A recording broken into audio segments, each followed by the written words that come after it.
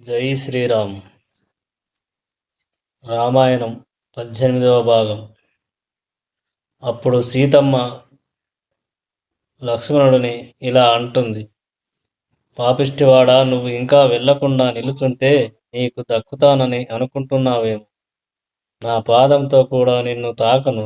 నువ్వు వెళ్ళకపోతే ఇప్పుడే విషం తాగనా, అగ్నిలో దూకనా, గోదావరిలో దూకనా, ఉరివేసుకునైనా చనిపోతాను. కదులుతావా కదలవా అని సీతమ్మ తన కడుపు మీద బాదుకొని ఏడ్చింది. అప్పుడు ఆ లక్ష్మణుడు సీతమ్మకి ప్రదక్షిణ చేసి ఏడుస్తూ వెళ్ళిపోయాడు. అప్పటిదాకా రథంలో ఉన్న రావణుడు లక్ష్మణుడు కంటికి కనబడనంత దూరానికి వెళ్ళాక ఆ రథం నుండి కిందికి దిగి కామరూపాన్ని దాల్చాడు. మృదువైన కాషాయ వస్త్రాలని ధరించి ఒక పిలక పెట్టుకొని యజ్ఞోపవీతం వేసుకొని ఎడమ భుజానికి కమండలాన్ని ధరించి రాశిభూతమైన తేజస్సుతో పరివ్రాజక అనగా సాధువు వేషాన్ని ధరించి ఆశ్రమం వైపు వెళ్ళాడు. రావణాసురుడు మారువేషంలో వస్తున్నాడని అక్కడున్నటువంటి చెట్లు కనిపెట్టి కదలడం మానివేశాయి. అలా నిలబడిపోయాడు. అప్పటిదాకా చక్కగా వీచిన గాలి రావణుడిని చూడగానే మందంగా వీచింది. రావణుడు తన ఎర్రటి కళ్ళతో చూసేసరికి అప్పటిదాకా ఉరకలు వేసిన గోదావరి తప్పుడు చేయకుండా చాలా నెమ్మదిగా ప్రవహించింది.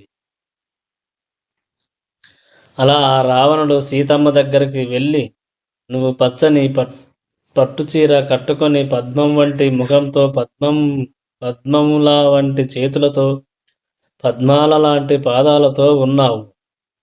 నువ్వు భూమి మీద యథేచ్ఛగా తిరగడానికి వచ్చిన రతిదేవివా? నీ ముఖం ఎంత అందంగా ఉంది, నీ కళ్ళు ఎంత అందంగా ఉన్నాయి అంటూ సీతమ్మని కేశముల నుండి పాదముల వరకు ఏ అవయవాన్ని వదలకుండా అంగంగా వర్ణన చేశాడు. అలాగే చాలా వేగంగా ప్రవహిస్తున్న నది ఒడ్డున విరిచినట్టు నువ్వు నా మనసుని విరిచేస్తున్నావు. యక్ష, కిన్నెర, గంధర్వ స్త్రీలలో నీ వంటి స్త్రీని నేను ఎక్కడా చూడలేదు. ఇంత అందమైన దానివి ఈ అరణ్యంలో ఎందుకున్నావు? అయ్యయ్యో, ఇది చాలా క్రూర మృగాలు ఉండే అరణ్యం. ఇక్కడ రాక్షసులు కామరూపాలలో తిరుగుతుంటారు. నువ్వు తొందరగా ఇక్కడ నుండి వెళ్ళిపో. నువ్వు మంచి మంచి నగరాలలో, పట్టణాలలో ఉండాలి. అక్కడ ఉండి సుఖాలు అనుభవించాలి. నువ్వు శ్రేష్టమైన మాలికలు, హారాలు వేసుకోవాలి. మంచి బట్టలు కట్టుకోవాలి. అన్నిటితో పాటు నీకు మంచి భర్త ఉండాలి అన్నాడు. ఒక ఆడదాన్ని అనుభవించాలనే బుద్ధితో ఆమె దగ్గరికి వచ్చి ఆమె అందాన్ని పొగుడుతూ తనని తాను పోడుకుంటూ ప్రేమ అనే అందమైన భావాన్ని అడ్డుపెట్టుకుని మాట్లాడే వాళ్ళలాగా ఆనాడు రావణుడు మాట్లాడాడు. కానీ సీతమ్మ తల్లి మనస్సు రాముడి మీదనే ఉండిపోవడం వలన రావణుడి నీచపు మాటలని ఆమె సరిగ్గా పట్టించుకోలేదు. కానీ ఇంటికొచ్చిన అతిథికి ఎంత గౌరవంగా పూజ చేస్తారో అలా ఆ భిక్షుని రూపంలో ఉన్న రావణుడికి ఆసనం ఇచ్చి కూర్చోబెట్టింది. ఆయనకి ఆర్ఘ్యపాద్యములు ఇచ్చింది. సీతాపహరణం ద్వారా తనని తాను చంపుకోవడానికి సిద్ధమవుతున్న రావణాసురుడికి సమస్తమైన అతిథి పూజ సీతమ్మ చేస్తుంది అని వాల్మీకి మహర్షి అన్నారు. అప్పుడు ఆ సీతమ్మ, నా పేరు సీత, నేను దశరథ మహారాజు కోడలని, రాముడు ఇల్లాలిని. నేను ఇక్ష్వాకు వంశంలో పుట్టిన రాముడిని పెళ్లి చేసుకున్న తర్వాత మనుషులు అనుభవించే భోగములన్నింటినీ అనుభవించాను. సీతమ్మ తనని తాను జగన్మాతగా రావణుడికి పరోక్షంగా చెప్పింది. కైకమ్మ కోరిక మేరకు 14 సంవత్సరములు అరణ్యవాసం చేయుటకు రాముడు అరణ్యాలకి వచ్చాడు. ఆయన తమ్ముడైన లక్ష్మణుడు సర్వకాలముల యందు మాకు సేవ చేస్తుంటాడు. మమ భర్త మహాతేజ వయసా పంచవింశకः అష్టాదశ హి వర్షాణి మమ జన్మని గణ్యతే. అరణ్యవాసానికి వచ్చేటప్పటికి నాకు 18 సంవత్సరములు, రాముడికి 25 సంవత్సరములు అవి అని చెప్పి, ఓ బ్రాహ్మణుడా, నువ్వు ఒక్కడివి ఈ అరణ్యంలో ఎందుకు తిరుగుతున్నావు? నీ గోత్రమేమిటి? నువ్వు ఎవరు అని అడిగింది. అప్పుడా రావణుడు, సీత, నా పేరు రావణాసురుడు. నన్ను చూస్తే దేవతలు, గంధర్వులు అందరూ భయపడిపోతారు. పట్టు బట్ట కట్టుకొని ఇంత అందంగా ఉన్న నీ స్వరూపాన్ని చూసిన దగ్గరి నుంచి ఎందరో భార్యలు ఉన్న ఆ భార్యలతో క్రీడించినప్పుడు నాకు సుఖం కలగడం లేదు. అందుకని నీ కోసం వచ్చాను. నువ్వు నాతో వస్తే నిన్ను పట్టమహిషిని చేస్తాను. నువ్వు నా భార్యవి అయితే 5,000 మంది దాసీలు నీకు సేవ చేస్తారు. సమస్త లోకములలో ఉన్న ఐశ్వర్యాన్ని తీసుకొని వచ్చి నీకు ఇచ్చేస్తాను అన్నాడు. రావణుడి నీచమైన మాటలు విన్న సీతమ్మ, రావణ, నీకు తెలియక ఇష్టం వచ్చినట్టు మాట్లాడుతున్నావురా. మహాసముద్రాన్ని, పర్వతాన్ని కదపడం ఎలా చేత కాదో అలా మహానుభావుడు, సర్వలక్షణ సంపన్నుడు, ధర్మాత్ముడు, పూర్ణచంద్రుని వంటి ముఖం కలిగిన వాడు, జితేంద్రియుడు, సింహం లాంటి బాహువులు కలిగిన వాడు, మదించిన ఏనుగులా నడవగలిగిన వాడు అయిన నా భర్త రామచంద్రుని అనుసరించి ప్రవర్తిస్తానే తప్ప నీ వంటి దిక్కుమాలిన వాడు ఐశ్వర్యం గురించి మాట్లాడితే వచ్చేటటువంటి స్త్రీని కాదు. ఒక నక్క సింహాన్ని ఎలా చూడలేదో నువ్వు నన్ను అలా చూడలేవు. సూర్యకాంతిని దగ్గరికి వెళ్ళి ఎలా ముట్టుకోలేమో నువ్వు నన్ను అలా పొందలేవు. నువ్వు పాము యొక్క కూర పీకడానికి ప్రయత్నిస్తున్నావు. కంట్లో సూది పెట్టి నలకని తీసుకున్నవాడు ఎంత అజ్ఞానో, పెద్ద రాయిని మెడకి కట్టుకొని సముద్రాన్ని ఈదుదాం అనుకున్నవాడు ఎంత అజ్ఞానో, సూర్యచంద్రులని చేతితో పట్టుకొని ఇంటికి వెళదాము అనుకున్నవాడు ఎంత అజ్ఞానో, ఇనుప కొనలున్న శూలం మీద నడుద్దాము అనుకున్నవాడు ఎంత అజ్ఞానో, నువ్వు అంత అజ్ఞానివి. సీసానికి, బంగారానికి, గంధపు నీటికి, బురదకి, ఏనుగుకి, పిల్లికి, కాకికి, గరుత్మంతుడికి, నీటి కాకి, నెమలికి, హంసకి, ఒక చిన్న పిట్టకి ఎంత తేడా ఉంటుందో రాముడికి నీకు అంత తేడా ఉంది అని పలికింది సీత. అప్పుడు ఆ రావణుడు, నేను సాక్షాత్తు కుబేరుడి తమ్ముడని, ఒకానొకప్పుడు కుబేరుడి మీద కోపం వచ్చి యుద్ధం చేసి ఆ కుబేరుడిని లంకాపట్టణం నుండి వెళ్ళగొట్టాను. ఆయన ఉత్తర దిక్కుకి వెళ్ళిపోయాడు. మళ్ళీ ఉత్తర దిక్కుకి వెళ్ళి మా అన్నయ్యని చావగొట్టి పుష్పక విమానం తెచ్చుకున్నాను. నాకు కానీ కోపం వచ్చి కనుబొమ్మలని ముడిస్తే ఇంద్రుడు, దేవతలతో సహా పారిపోతారు. దశరథుడి చేత వెళ్ళగొట్టబడి రాజ్యం లేక అరణ్యాలలో తిరుగుతున్న ఆ రాముడిని నమ్ముకుంటావేంటి? నా దగ్గరున్న ఐశ్వర్యాన్ని చూసి నా భార్యవి అవు. నేను చిటికెన వేలితో చేసే యుద్ధానికి రాముడు సరిపోడు. ఏమి చెప్పమంటావు? నీ అదృష్టం, నా కన్ను నీ మీద పడింది. నన్ను నువ్వు పొందు అని గర్వంగా అన్నాడు రావణుడు. అప్పుడు సీతమ్మ, కుబేరుడి తమ్ముడిని అంటావు, 10 మంది నిలదీసేటట్టుగా ఇలా ప్రవర్తించడానికి నీకు సిగ్గేయటం లేదా? ఎందుకురా ఈ ప్రవర్తన నీకు? పొద్దాక రాముడు పనికి మాలినవాడు అంటున్నావు. మరి ఆయన లేనప్పుడు నన్ను తీసుకువెళ్ళాలని ఎందుకు ప్రయత్నిస్తున్నావు? రాముడు వచ్చే వరకు అలా నిలబడు, చూద్దాం అని పలికింది సీత. అప్పుడు ఆ రావణుడు తన శరీరాన్ని పర్వతమంతా చేసి తన నిజస్వరూపాన్ని బయటపెట్టాడు.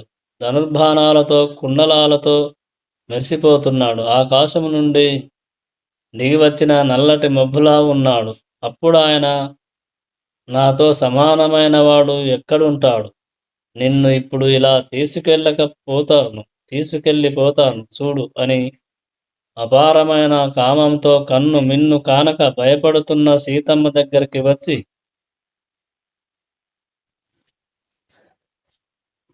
ఎడమ చేత్తో సీతమ్మ తల్లి జుట్టు పట్టబోగా అప్పుడు సీతమ్మ బగ్గున మండింది.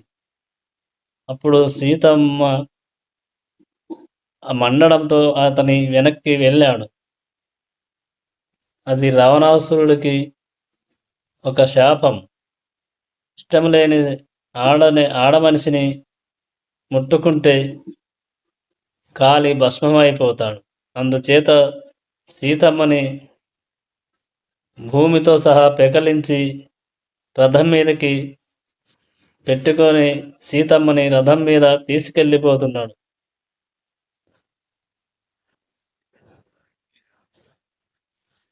ఆడ త్రాచుపాము కొట్టుకుంటున్న సీతమ్మని పరుషమైన మాటలతో భయపెడుతూ రథంలో బలవంతంగా తీసుకువెళ్ళిపోతున్నాడు.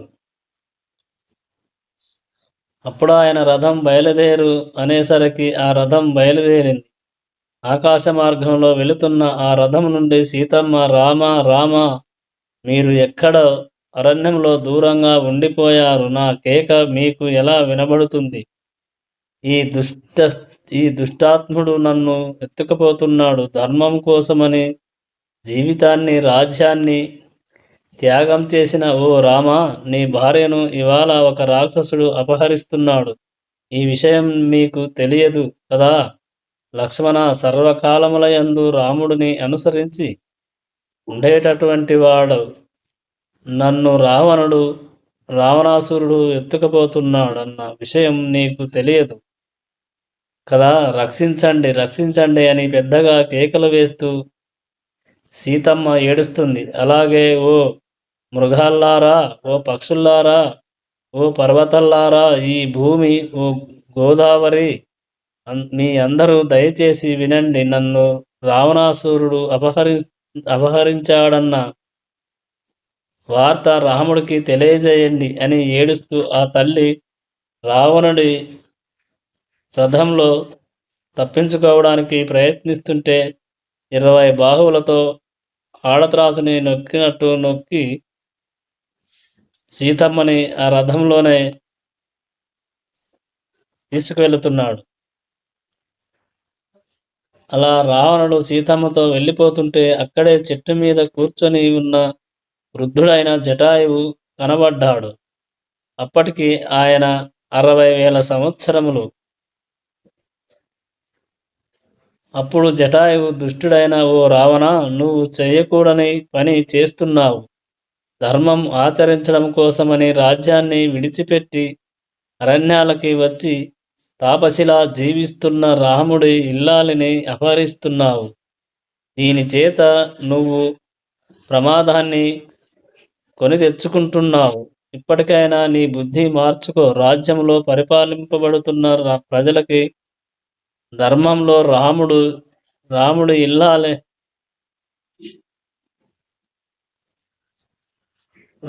ఇల్లాలని అపహరిస్తున్నావు. దీని చేత నువ్వు ప్రమాదాన్ని కొని తెచ్చుకుంటున్నావు. రాజ్యంలో పరిపాలింపబడుతున్న ప్రజలకి ధర్మంలో కానీ, అర్థంలో కానీ, కామంలో కానీ ఎలా ప్రవర్తించాలి అని అనుమానం వస్తే తమ రాజు ఎలా ప్రవర్తిస్తున్నాడో చూసి వారు అలాగే బ్రతుకుతారు. రాజే ధర్మం తప్పిపోతే ప్రజలు కూడా ధర్మం తప్పిపోతారు. పనికి మాలిన వాడికి స్వర్గానికి వెళ్ళడం కోసం విమానం ఇచ్చినట్టు నీకు రాజ్యం ఇచ్చినవాడు ఎవడురా? నిన్ను రాజుని చేసినవాడు ఎవడురా? నేను వృద్ధుడిని, నాకు కవచం లేదు, రథం లేదు. నువ్వేమో యువకుడివి, కవచం కట్టుకున్నావు, చేతిలో ధనుర్బాణాలు ఉన్నాయి, రథం మీద ఉన్నావు. అలాగని నిన్ను విడిచిపెడతాను అనుకున్నావా? నా ప్రాణములు ఉన్నంత వరకు నువ్వు సీతమ్మని తీసుకెళ్లకుండా నిగ్రహిస్తాను.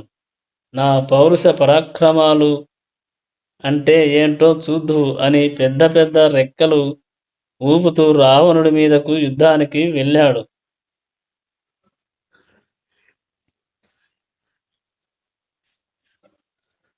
తన మీదికి జటాయువు యుద్ధానికి వస్తున్నాడని ఆగ్రహించిన రావణుడు ఆయన మీదకి కొన్ని వేల బాణములు వేశాడు. ఆ బాణాలు జటాయువు ఒంటి నిండా గుచ్చుకున్నా ఆయన తన రెక్కలని విదిల్చి ఆ బాణాలని కింద పడేశాడు.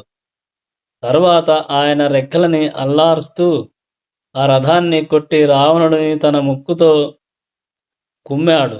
ఆ దెబ్బలకి రావణుడి కోదండం విరిగిపోయి బాణాలు కింద పడిపోయాయి.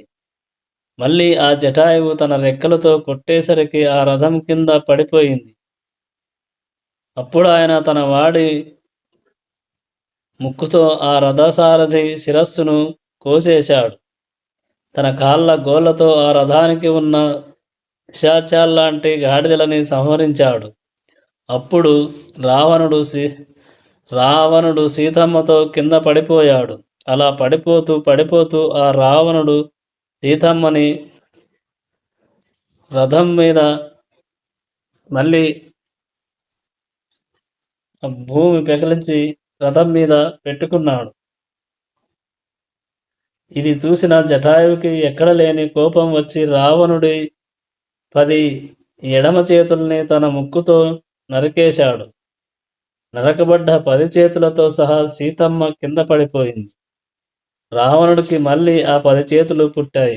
అప్పుడు ఆ రావణుడు ఒక పెద్ద ఖడ్గాన్ని పట్టుకొని తన మీదకి వస్తున్న జటాయువు యొక్క 2 రెక్కలని కాళ్ళని నరికేశాడు. అప్పుడు ఆ జటాయువు ఒంట్లో నుండి నది ప్రవహించినట్టు రక్తం ప్రవహించింది. అప్పుడు ఆ జటాయువు ఒక చెట్టు దగ్గర ఒంట్లో నుండి నది ప్రవహించినట్లు రక్తం ప్రవహించింది. అప్పుడు ఆ జటాయువు అదుపు తప్పి ఒక చెట్టు దగ్గర పడిపోయాడు. తన కోసం ప్రాణాలు అర్పించడానికి సిద్ధపడ్డ ఆ జటాయువుని చూసి సీతమ్మ పరుగు పరుగున వెళ్ళి ఆ జటాయువుని కౌగిలించుకొని ఏడ్చింది. సీతమ్మ నగలన్నీ కింద పడిపోయాయి. జుట్టంతా విరచిమ్మకుపోయింది. అటువంటి స్థితిలో ఏకధారగా ఏడుస్తున్న సీతమ్మని చూసి రావణుడు జటాయువు కోసం ఏడుస్తావే రా అని సీతమ్మని మరి రథంలో ఎక్కించుకున్నాడు. రావణుడు పరుగు తీశాడు. అప్పుడు సీతమ్మ జటాయువుని వదిలి అక్కడున్న లతలని చెట్లని కౌగిలించుకుంది.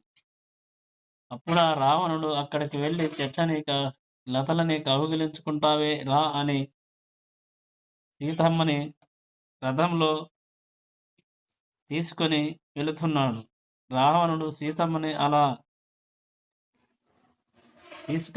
వెళుతున్నాడు. సూర్యుడు చంద్రుడు చూసి సిగ్గుతో మేఘాల చాటుకి వెళ్ళిపోతే ప్రపంచాన్నంతటిని అకారణంగా చీకటి ఆవరించింది. సత్యలోకంలో కూర్చున్న బ్రహ్మంగారు ఉలిక్కిపడ్డారు. అప్పుడు ఆయన తన దివ్య నేత్రంతో చూసి, ఒరేయ్, నువ్వు చేసిన తపస్సుకి చావడానికి కావలసినంత పాపం ఇవాళ మూటగట్టుకుంటున్నావురా అన్నారు.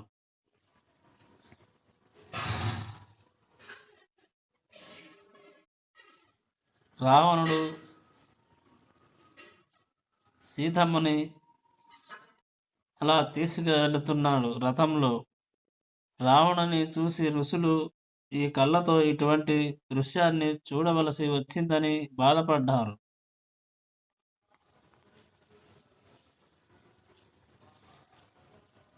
అలాగే రావణ సంహారం అవుతుందని సంతోషించారు. ఆకాశంలో వెళుతున్న సీతమ్మ ఆభరణాలు కింద పడిపోయాయి. ఆవిడ జుట్టు విడిపోయి చల్లుకుపోయింది. తిలకం పక్కకి తొలగిపోయింది. అలా ఆకాశంలో వెళ్ళిపోతున్న సీతమ్మకి ఒక పర్వత శిఖరం మీద 5 వానరాలు కనపడ్డాయి. వీళ్ళు నా సమాచారాన్ని రాముడికి అందజేస్తారు అనుకుని తాను కట్టుకున్న వస్త్రం నుండి ఒక ఖండాన్ని చింపి అందులో తాను ధరించిన నగలని మూటకట్టి ఆ 5 వానరముల మధ్యలో పడేటట్టు విడిచింది. సీతమ్మని తీసుకుపోతున్న అన్న ఆనందంలో రావణుడు ఈ విషయాన్ని గమనించలేదు. రెప్ప వేయకుండా ఆ 5 వానరుల ఈ దృశ్యాన్ని చూశారు. త్వయా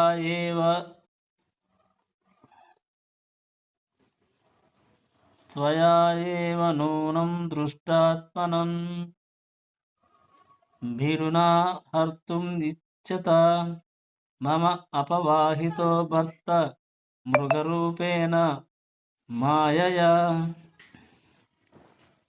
రావణుడి చేత ఎత్తుకుపోబడుతున్న సీతమ్మ ఇలా అని పలికింది. నువ్వు మాయా మృగాన్ని సృష్టించి నా భర్త నా నుండి చాలా దూరంగా వెళ్ళాలన్న దుష్ట సంకల్పంతో ఆ మృగాన్ని ఆశ్రమంలోకి పంపించి ఒక్కతిగా ఉన్న నన్ను అపహరించావు. ఇది ఒక గొప్ప కార్యమని ఎవరు అనరు. అలాగే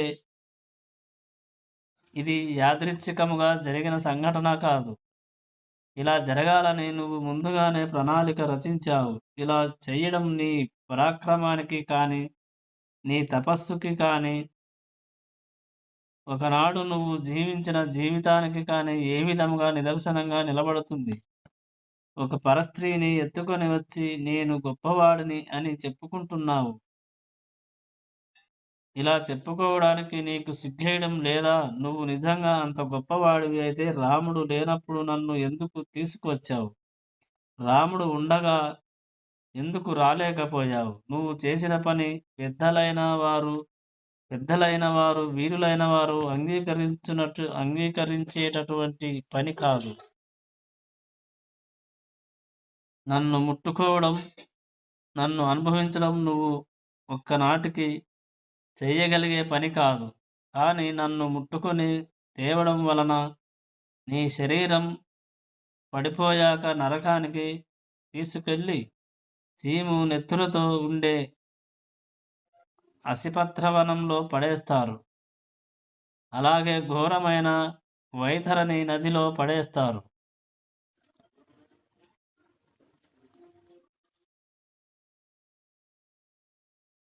ఇప్పుడు నన్ను పట్టుకున్నానని సంతోషపడుతున్నావు. రేపు నువ్వు చచ్చాక నరకంలో ఒంటి నిండా శూలాలుండే శాల్మలి వృక్షాన్ని కూడా గట్టిగా పట్టుకుంటావు. నిన్ను పాశములతో కట్టేసి కాలము లాక్కొని పోతుందిరా. నువ్వు ఎప్పుడైతే మహాత్ముడైన రాముడితో వైరం పెట్టుకున్నావో ఆనాడే నీ జీవితంలో సుఖం అనేది పోయింది. నువ్వు మరణించడం తథ్యం అని సీత పలికింది. సీతమ్మ చెప్పిన మాటలని ఆ రావణుడు విని గాలికి వదిలేశాడు. తరువాత వారు సముద్రాన్ని దాటి మయుడు మాయతో నిర్మించిన గంధర్వ నగరంలా ఉండే లంకా పట్టణాన్ని చేరి తన అంతఃపురం దగ్గర దిగాడు. అబ్రవీత్ చ దశగ్రీవః పిశాచైః ఘోరదర్శనాః యదాన ఏనాం పుమాన్ స్త్రీవా సీతాం పశ్యతి అసమ్మతః. తర్వాత భయంకరమైన ముఖాలు ఉన్నటువంటి పిశాచ స్త్రీలని పిలిచి, ఈ సీత అంతఃపురంలో ఉంటుంది. నా అనుమతి లేకుండా ఏ స్త్రీ కానీ పురుషుడు కానీ సీతని చూడటానికి వీలు లేదు. నేను మిమ్మల్ని ఏవన్నా రత్నాలు కానీ ఆభరణములు కానీ వస్త్రములు కానీ తీసుకురండి అంటే వేరొకరి అనుమతి లేకుండా నాకు తెచ్చి ఎలా ఇస్తారో అలాగే ఈ సీత మనులు కానీ మాణిక్యాలు కానీ ఆభరణములు కానీ వస్త్రములు కానీ అడిగితే ఎవరి అనుమతి అవసరం లేకుండా వెంటనే తీసుకొని వచ్చి ఇవ్వండి. ఈ సీతతో ఎవరు మాట్లాడకూడదు. ఒకవేళ ఎవరన్నా మాట్లాడుతున్నప్పుడు తెలియకాని సీత యొక్క మనస్సు నొచ్చుకుందా ఇక వారి జీవితం అక్కడితో సమాప్తం అని వాళ్ళతో చెప్పి తాను చేసిన ఈ పనికి చాలా ఆనందపడినవాడై అంతఃపురం నుండి బయటకు వెళ్ళి నరమాంసాన్ని తినడానికి అలవాటు పడిన కొంతమంది రాక్షసులని పిలిచి, నేను చెప్పే మాటలని జాగ్రత్తగా వినండి. ఒకప్పుడు జనస్థానంలో కరదూషణులు నాయకత్వంలో 14,000 మంది రాక్షసులు ఉండేవారు. ఇప్పుడు ఆ రాక్షసులందరూ రాముడి చేతిలో నిహతులైపోయారు. ఆ జన ఆ జనస్థానం ఖాళీ అయిపోయింది. అప్పటి నుంచి నా కడుపు ఉడికిపోతుంది. ఆ రాముడిని చంపే వరకు నాకు నిద్ర పట్టదు. అందుకని మీరు ఉత్తర క్షణం బయలుదేరి అక్కడికి వెళ్ళండి. పరమ ధైర్యంగా ఉండండి. అక్కడ ఏమి జరిగినా వెంటనే నాకు చెప్పండి అన్నాడు. రావణుడి ఆజ్ఞ ప్రకారం ఆ రాక్షసులు జనస్థానానికి బయలుదేరారు. అప్పుడు రావణుడు అక్కడి నుండి బయలుదేరి అంతఃపురానికి వచ్చి సీతని తెచ్చానని మనసులో చాలా ఆనందపడ్డాడు. అశ్రుపూర్ణముఖీం దీనాం శోకభార అవపీడితాం వాయువేగైః ఇవ అక్రాంతాం మజ్జంతీం నావం అర్ణవే. ఆ అంతఃపురంలో కళ్ళ నిండా ఏడుస్తూ చెంపల మీద ఆ కన్నీళ్లు కారుతూ అత్యంత దీనంగా శోకం చేత పీడింపబడి పెను తుఫానులో చిక్కుకొని మునిగిపోతున్న నౌకలోని వారు ఎటువంటి దిగ్భ్రాంతికి లోనవుతారో అటువంటి దిగ్భ్రాంతి స్థితిలో సీతమ్మ ఉంది. వేట కుక్కల మధ్య చిక్కుకొని ఉన్న లేడీ పిల్ల ఎలా భయపడుతూ ఉంటుందో అలా సీతమ్మ తలదించుకొని ఏడుస్తూ ఉంది. అలా ఏడుస్తున్న సీతమ్మని రావణాసురుడు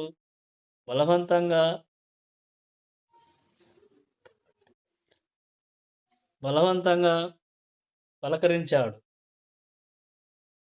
తాను కట్టుకున్న అంతఃపురాన్ని వజ్రాలతో నిర్మించిన గవాక్షాలని, దిగుడు బావులని, సరోవరాలని, తన పుష్పక విమానాన్ని, బంగారంతో తాపడం చేయబడ్డ స్తంభాలని, ఆసనాలని, శయనాలని మొదలైన వాటిని సీతమ్మకు చూపించాడు. అలా తన ఐశ్వర్యాన్ని సీతమ్మకు ప్రదర్శించాక ఈ లంకలో ఉన్న బాలులని, వృద్ధులని లెక్క నుండి మినహాయిస్తే 32 కోట్ల మంది రాక్షసులు నా ఆధీనంలో ఉన్నారు. ఇందులో నేను లేచేసరికి నా వెంట పరుగు తీసేవారు 1000 మంది ఉంటారు. నాకు కొన్ని వందల మంది భార్యలు ఉన్నారు. వీరందరూ నన్ను కోరి వచ్చిన వారే. ఓ ప్రియురాలా, నీకు నేను ఇస్తున్న గొప్ప వరం ఏంటో తెలుసా? నాకున్న భార్యలందరికీ నువ్వు ఆదినాయకురాలవై నాకు భార్యగా ఉండు. నా యందు మనస్సు ఉంచు. సముద్రానికి 100 యోజనముల దూరంలో నిర్మించబడిన నగరం ఈ కాంచన లంక. దీన్ని దేవతలు కానీ, దానవులు కానీ, గంధర్వులు కానీ, యక్షులు కానీ, నాగులు కానీ, పక్షులు కానీ కన్నెత్తి చూడలేరు. ఇటువంటి లంక పట్టణానికి నువ్వు చేరుకున్నాక నిన్ను చూసేవాడు ఎవరు? తీసుకెళ్లేవాడు ఎవరు? రాజ్యభ్రష్టేన దీనేన తాపసేన పదాతినా కిం కరిష్యసి రామేణ మానుషేన అల్పతేజస. ఇంకా ఆ రాముడు అంటావేంటి? ఆ రాముడు అల్పాయుర్దాయం కలిగినవాడు, రాజ్యభ్రష్టుడు, దీనుడు, అరణ్యములను పట్టి తిరుగుతున్నాడు. రాముడు కేవలం మనిషి. అటువంటి రాముడితో నీకేమి పని? నీకు తగినవాడిని నేను. అందుకని నన్ను భర్తగా స్వీకరించి ఆనందంగా, సంతోషంగా తిరుగు. హాయిగా నాతో కలిసి సింహాసనం మీద కూర్చో. మళ్ళీ పట్టాభిషేకం చేసుకుందాం. ఆ పట్టాభిషేకం చేసినప్పుడు మీద పడినటువంటి జలములతో తడిసి నాతో కలిసి సకల ఆనందములు అనుభవించు. నువ్వు నీ జీవితంలో ఏదో గొప్ప పాపం చేసుంటావు. ఆ పాపం వలన ఇన్నాళ్ళు వనవాసం చేశావు. రాముడికి భార్యగా ఉండిపోయావు. నువ్వు చేసిన పుణ్యం వలన నా దగ్గరికి వచ్చావు. నువ్వు ఈ అందమైన మాలలు వేసుకొని చక్కగా అలంకరించుకో. మనమిద్దరము పుష్పక విమానంలో విహారం చేద్దాం అన్నాడు రావణుడు. ఏ ముఖాన్ని చూసి ఆ రావణుడు ఇలా హద్దులు మీరి మాట్లాడుతున్నాడో ఆ ముఖాన్ని తన ఉత్తరీయంతో కప్పుకొని సీతమ్మ తల్లి కళ్ళు ఒత్తుకుంటూ ఏడ్చింది. ఏథౌ పదౌ మాయా స్నిగ్ధౌ శిరోభిః పరిపీడతౌ ప్రసాదం కురు మే క్షిప్రం వశ్యో దాసో అహం అస్మితే. ఏడుస్తూ ఉన్న సీతమ్మని చూసిన ఆ రావణుడు, నీ పాదాలు పట్టుకుంటున్నాను సీత, నా కోరిక తీర్చి నన్ను అనుగ్రహించు అన్నాడు. రావణుడు తెలియక పట్టుకున్న శిరస్సు వంచి సీతమ్మ పాదాలు పట్టుకున్నాడు. కనుక సీతమ్మని ఇన్ని మాటలు అన్న కొంతకాలమైన బతికాడు. అప్పుడు సీతమ్మ తనకి రావణుడికి మధ్యలో ఒక గడ్డి పరకని పెట్టి, రాముడు ధర్మాత్ముడు, దీర్ఘమైన బాహువులు ఉన్నవాడు, విశాలమైన కన్నులున్నవాడు. ఆయన నా భర్త, నా దైవం. ఇక్ష్వాకు కులంలో పుట్టి సింహం వంటి మూపు ఉండి లక్ష్మణుడిని తమ్ముడిగా కలిగిన రాముడి చేతిలో ప్రాణములు పోగొట్టుకోవడానికి సిద్ధంగా ఉండు. రావణ, నువ్వే కనుక రాముడి సన్నిధిలో నన్ను ఇలా అవమానించి ఉంటే ఈ పాటికి నువ్వు కరుడి పక్కన పడుకొని ఉండేవాడివిరా. నీ ఆయువు అయిపోతుంది, నీ ఐశ్వర్యము పోతుంది, నీ ఓపిక అయిపోతుంది, నీ ఇంద్రియాలు కూడా పతనమైపోతాయి. నీ లంకాపట్టణం విధవగా నిలబడడానికి సిద్ధంగా ఉంది. ఇవన్నీ నువ్వు చేసిన పని వలన భవిష్యత్తులో జరగబోతున్నాయి. నీటి మీద పట్టే నాచుని తినే నీటి కాకిని నిరంతరం రాజహంసతో కలిసి క్రీడించడానికి అలవాటు పడిన హంస చూస్తుందా? రాముడిని చూసిన కన్నులతో నిన్ను నేను చూడనురా పాపి, అవతలకి పో అని పలికింది. ఈ మాటలకి ఆగ్రహించిన రావణుడు, నీకు 12 నెలలు సమయం ఇస్తున్నాను. ఈలోగా నీ అంతట నువ్వు బుద్ధి మార్చుకొని నా పాన్పు చేరితే బతుకుతావు. అలా కాకపోతే 12 నెలల తరువాత నిన్ను నాకు అల్పాహారంగా పెడతారు అని చెప్పి భయంకరమైన స్వరూపం కలిగిన రాక్షస స్త్రీలని పిలిచి, ఈమెని అశోక వనానికి తీసుకువెళ్ళండి. ఆమె చుట్టూ మీరు భయంకరమైన స్వరూపాలతో నిలబడి బతకడానికి కావలసిన ఆహారాన్ని, నీళ్ళని ఇస్తూ శూలాల్లాంటి మాటలతో ఈ సీతని భయపెట్టి నా దారికి తీసుకురండి, ఇక తీసుకువెళ్ళండి అన్నాడు. వికృత నేత్రములు కలిగిన ఆ రాక్షస స్త్రీలు చుట్టూ నిలబడి భయపెడుతుంటే అశోకవనంలో శోకంతో ఏడుస్తూ ఆ సీతమ్మ ఉంది. ఇటు పక్క రామచంద్రమూర్తి మాంసం పట్టుకొని వస్తుంటే విచిత్రంగా వెనక నుండి ఒక నక్క కూత వినబడింది. అలాగే రాముడిని దీనంగా చూస్తూ అక్కడున్న మృగాలన్నీ ఎడమవైపు నుండి ప్రదక్షిణంగా తిరిగాయి. ఈ శకునాలని చూసిన రాముడు సీతకి ఏదో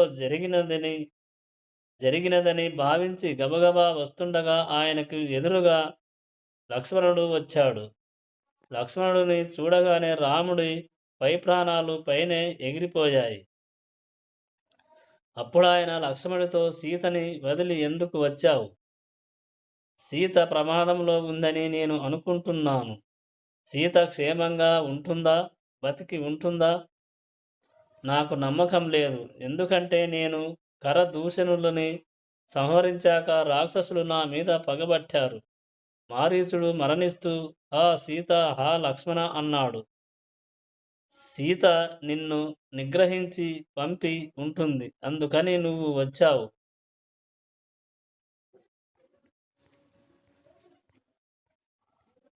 నువ్వు వచ్చేశాక సీతని ఆ రాక్షసులు అపహరించడమైనా జరిగి ఉంటుంది. లేదా ఆమె కుత్తుక కోసి ఆమెను తినేయడం అయినా జరిగుంటుంది. ఏదో ప్రమాదకరమైన పని జరిగుంటుంది. లక్ష్మణ, నువ్వు ఇలా వస్తావని నేను ఊహించలేదు. నువ్వు రాకుండా ఉండి ఉండవలసి నువ్వు రాకుండా ఉండవలసింది. ఈ ముఖం పెట్టుకొని నేను అయోధ్యకి ఎలా వెళ్ళను? అందరూ వచ్చి సీతమ్మ ఏది అని అడిగితే నేను ఏమని చెప్పుకోను? అరణ్యవాసానికి తనని అనుసరించి వచ్చిన సీతమ్మని రక్షించుకోలేని పరాక్రమహీనుడు రాముడు అని అందరూ చెప్పుకుంటుంటే ఆ మాటలు విని నేను ఎలా బతకను? నేను అసలు వెనక్కి రానే రాను. సీత ఆశ్రమంలో కనబడకపోతే నా ప్రాణాలు విడిచిపెట్టేస్తాను. ఏ సీత యొక్క ఓదార్పు చేత 13 సంవత్సరాల అరణ్యవాసాన్ని క్షణములా గడిపేశానో, ఆ సీత నా కంట పడనప్పుడు నాకు రాజ్యం అక్కరలేదు, అంతఃపుర భోగములు అక్కరలేదు. నువ్వు అయోధ్యకి వెళ్ళి నేను చెప్పానని చెప్పి భరతుడిని పట్టాభిషేకం చేసుకుని రాజ్యం ఏలమన్నాను అని చెప్పు. నా తల్లి కౌసల్యని సేవించు. నేను అయోధ్యకి తిరిగొస్తే జనకుడు నన్ను చూసి రామా, నీకు కన్యాదానం చేశాను కదా, ఏదయ్యా సీతమ్మ అని అడుగుతారు. అప్పుడు నేను జనకుడి ముఖాన్ని ఏ ముఖంతో చూడను.